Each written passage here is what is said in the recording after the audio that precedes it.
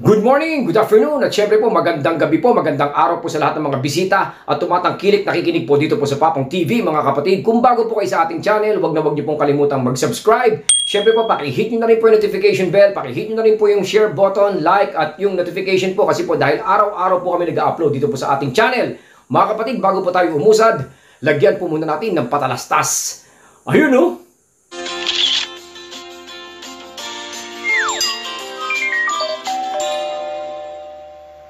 Today po mga kapapong, gagawa po tayo ng isang tinatawag nating bait technique.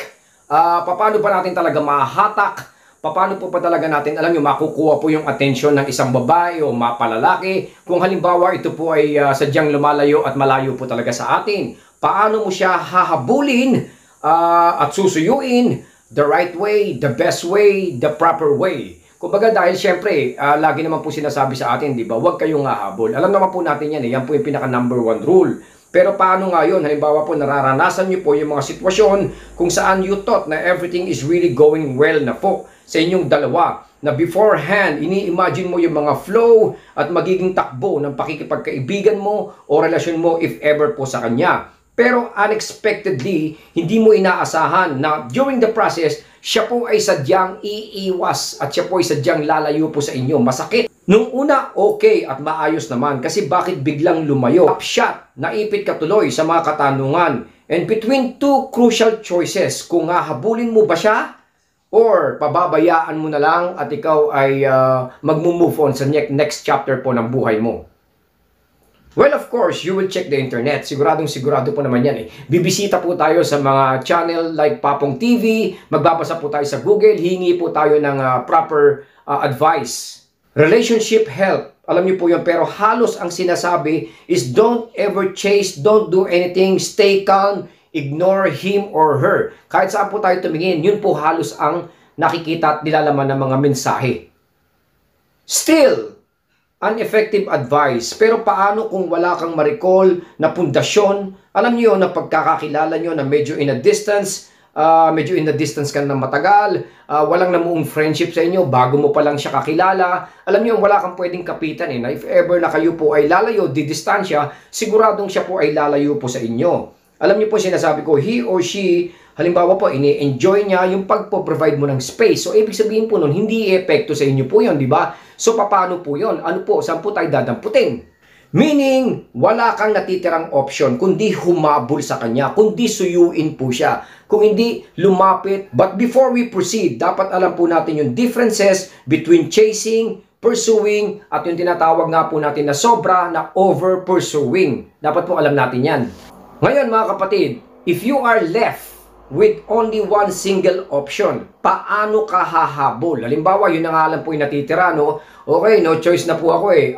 End of the line, kailangan ko na po siyang habulin eh. So, papaano po? Pag nag-chat ka kasi, maiisip natin, malamang i-block po tayo. Kung dadalawin naman po natin, malamang taguan din po tayo. Kung halimbawa pong tatawagin natin, malamang din po same result, negative result din po yan. So, papaano po pa talaga? You see, every person loves to be pursued. Alam natin yan. Dapat po tandaan natin yan. Even the great Michael Jackson. Alam niyo naman po si Michael Jackson. Dati po nating napagsilbihan noong year 2005-2006 sa bansang Bahrain. Kaya nga po tayo tinawag na the Filipino butler ni Michael Jackson.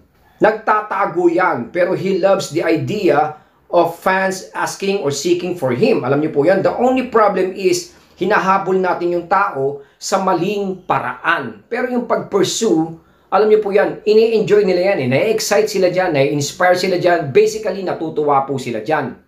What if, mga utol, kwentuhan ko kayo na hindi lang natin masyadong napapansin dahil nga emotionally affected tayo, pero napaka-effective na paraan para po ma-develop ang isang tao po sa atin. Yung tinatawag po nating magnet. Kumbaga, maraming tawag dyan eh. Pero in simple terms, parang minamagnet mo siya, di po ba? Ito'y isang process na hindi gagana kung wala sa timing at proper interest. Kumbaga, hindi mo siya mahuhuli kung hindi mo pa malalaman yung mga gustuhan niya. Here, you have to be patient, sa totoo lang, and resourceful to know his or her interest nga po. Gagamit po tayo dito ng mga kaibigan niya, malalapit na tao sa kanya, para malaman po natin kung saan po siya pwedeng kunin.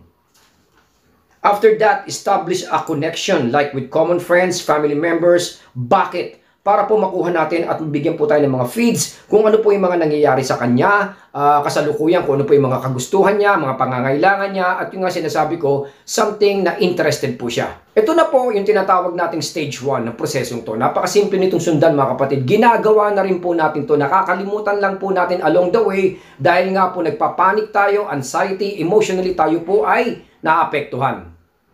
What do we need to do? Think of something thoughtful na pwedeng magawa sa kanya. Napakarami po niya mga kapatid kung tayo po yung magfo-focus lang po ng konti. Some examples are pagre-regalo.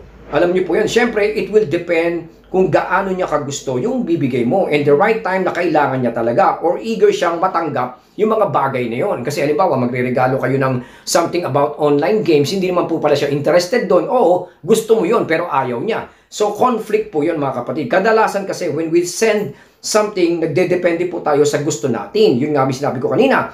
Payo ng mga kaibigan rather than sa gusto niya. Nakikinig kasi tayo sa mga sa mga sinasabi po ng mga close friends natin, kung ano yung usong ibigay.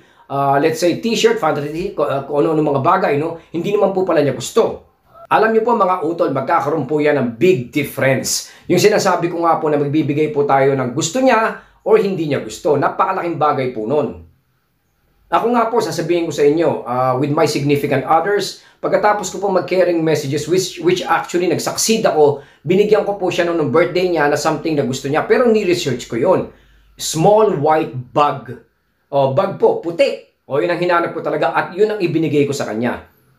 On that night po, ginamit na po kagad niya dahil umatin po ako ng birthday party niya. So nakita ko po na dala-dala po niya yung bag. So natuwa po ako ng ganun. Kasi nga po, alam ko na gusto niya. Sinearch ko po kasi.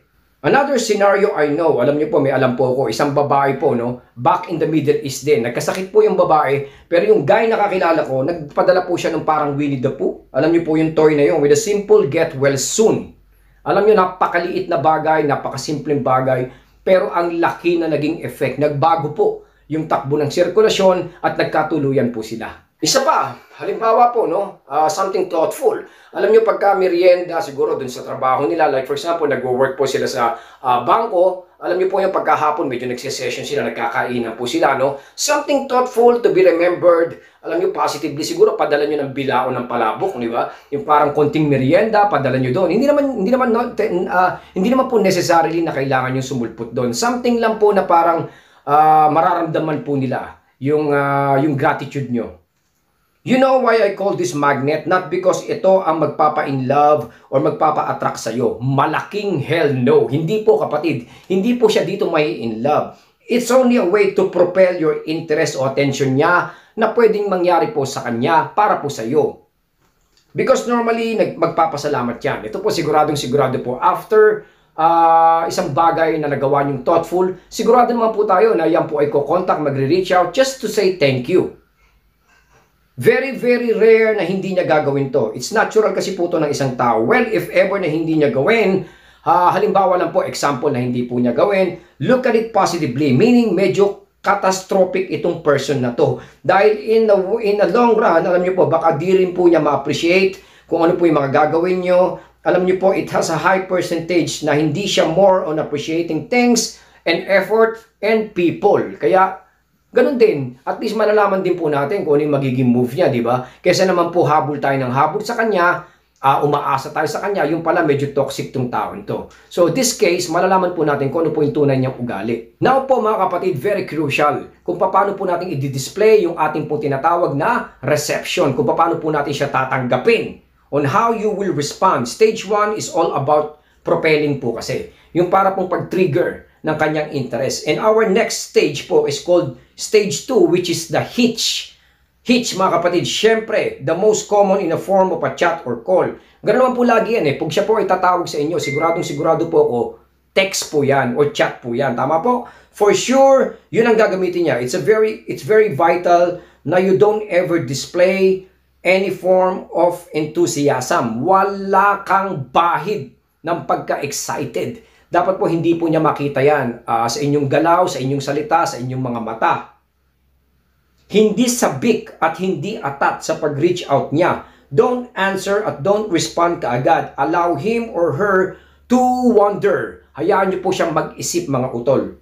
Kailangan maramdaman po niya na you don't intend any return favor. Wala ka pong kailangan galing from him or her. Alam niyo po sa mga bagay po na yan, mapag-iisip po natin siya mga kapatid. Simply for not entertaining anything. Simpleng bagay, pero alam mo, napakabilis niyang mararamdaman. Wait for like 4 hours or let's say kahit po mga 3 hours lang po. Then respond by saying a very short but meaningful, thanks din. Ingat. Yun lang po. Ganun lang po kasimple mga kapatid. Bakit? Bitin, walang demand, late response, no pressure, at higit sa lahat, confident. Kumbaga, hindi ka dramatic actor na alam niyo po yung magiging sensitive ka once siya po ay nag-reach out. Simple thank you lang po mga utol na may halong ingat. He or she will deeply wonder bakit once again, ginawa mo na naman yung di niya ini-expect. You didn't ask for any goodwill para sa iyo. So again, binigyan mo na naman po siya ng sitwasyon na somehow, pag-iisipan niya, somehow, alam niyo yun, matitigil siya, magtataka siya. The following days, mga utol, pagkatapos po niyan, dadaan po tayo sa mga ilang oras, ilang weeks, ilang araw, ilang panahon. Medyo crucial din po ito, mga utol. Don't do anything. Allow the mystery, level of attraction, curiosity na kahit papano i-occupy po yung kanyang isipan. Huwag po nating sisirain yun. Huwag po tayong gagawa ng eksena kung saan mapuputol po yung kanyang sense of wonder. Instead, mga utol, ito na lang po ang gawin natin. By chance, tayo po ay mag-upload ng some fun and intriguing images. Yung alam mong mapapaisip siya for sure. Malaki po ang maitutulong nito, mga utol. Let time and space gawin po yung kanyang trabaho. Huwag na huwag po nating sirain. Sabi ko nga, huwag na huwag po nating kontrahin. Allow it to happen. Hayaan niyo po siyang dumaan po sa tinatawag po nating process na yan. Bottom line, create an atmosphere of excitement, mga kapatid. Make him or her feel na maging attracted po sa inyo. Yes, you have to treat that person equal. Huwag niyo po siyang i-idolize. Kailangan nga po pantay. Hanggat maaari, huwag kang bababa. Pwede kang lumamang ng 0.5 ng konti sa inyong level. Kunyari, especially kung kayo po ay lalaki. Pero make it as equal as you can. Remember, habang patiently naghihintay, we have to understand your values. Huwag na huwag niyong kakaligtaan at isa-set aside po yan. In trying to achieve his or her attention, mga kapatid, yung ating pong halaga. Never devalue yourself. Dahil pagka ginawa niyo yan, parang inalis niyo na rin yung mga bagay na hahangaan sana niya sa inyo. At ikaka-attract pa niya sana sa inyo. Bakit natin naalisin yun? Itong prosesong to, mga utol, alam kong deep inside, nasa isip na po natin, alam na po nating lahat.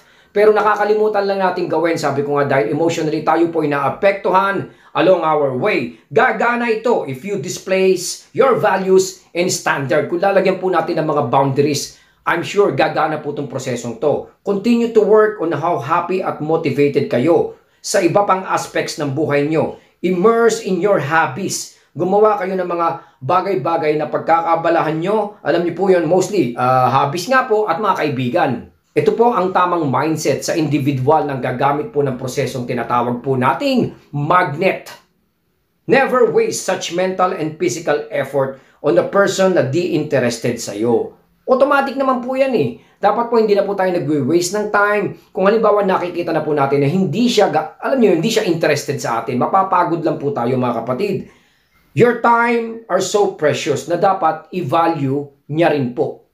Last but not the least, tandaan po natin, plan at gumawa po kayo ng tinatawag po nating framework. Kung paano po tatakbo yung ligawan, alam niyo po, planuhin niyo nga po. Kagabi nga po, nagtayo ako, alam ko, sinabi ko, gumawa ka ng tinatawag po nating blueprint. Simulan mo na pong magsulat, mga kapatid, para po ma-achieve mo yung gusto mo on how you've wanted your courtship to look alike. Ano ba yung mga bagay na may incorporate mo pa dito? Ano pa ba yung mga dapat mong idagdag? Dapat pa bang kumuha ko ng tagalakad? Ano ba yung mga bagay na pwede kong ibigay sa kanya? Ano ba yung mga dates? Specific dates na importante po sa taong to, which is ma-appreciate niya yung pagiging thoughtfulness ko if ever po na gumawa po ako ng hakbang. Last tip, maging estudyante ka niya.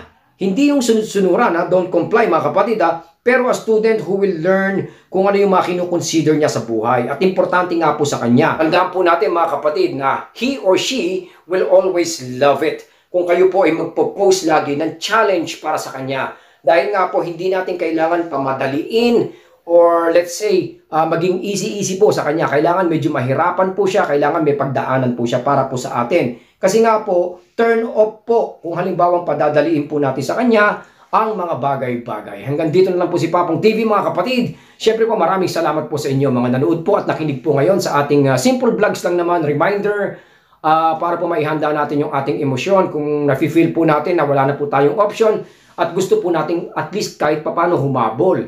Dahil nga po, sabi ko nga po, paghabol, pag-chase, hindi natin dapat ginagawa. Pero pwede naman po sa isang banda, kung tayo po ay hahabol ng ganito pong klaseng paraan, yung may pagka-confident po tayo at hindi po tayo mag-over-pursue. Hanggang dito na lang po. Thank you po sa inyong lahat. Siyempre po, ingat po tayo. Papong TV.